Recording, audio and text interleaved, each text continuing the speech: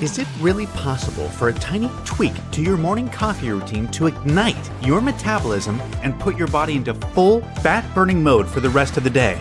Check out the link in the video description now and transform your morning coffee into a metabolism-boosting super drink. What gave the game away about Reform UK? Was it that one of their candidates at this election has suggested that instead of going to war with Germany in 1939, Britain should have reached an accommodation with Hitler? Was it that one of their leading candidates in Scotland posted a hateful diatribe against the royal family, describing them as benefit scroungers? Or was it the fact that Reform's leader, Nigel Farage, has threatened to sue the private company responsible for vetting candidates? It's difficult to decide which is worse, that so many extremist, unsuitable candidates were approved, or that a private company, rather than the party itself, had to be given the job in the first place.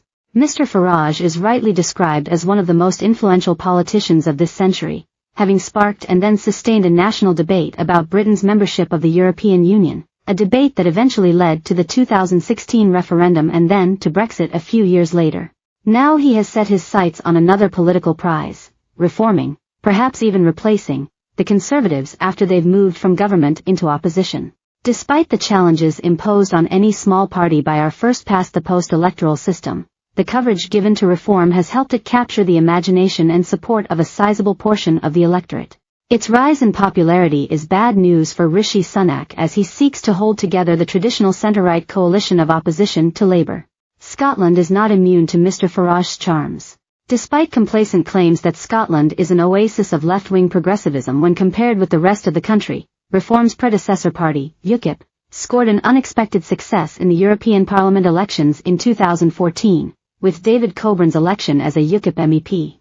And in 2024, Scots once again are being invited to hop aboard Mr. Farage's populist bandwagon. Got a grievance? Reform will tell you whatever you want to hear if it will make you feel better. The party's general election campaign was thrown into turmoil earlier this month with the revelation that Ian Gribben, its candidate in Bexhill and Battle, said Britain should have taken Hitler up on his offer of neutrality.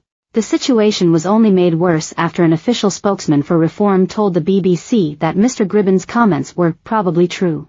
In 2022, as the late Queen and the nation celebrated her Platinum Jubilee, Joe Hart, who hopes to be the Reform MP for Aberdeenshire North and Moray East, blasted the monarchy.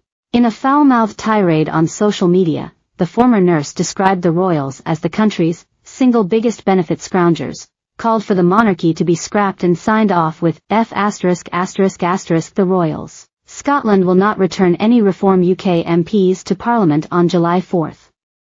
But for the time being at least, the party will be happy to make life more difficult for Conservative candidates.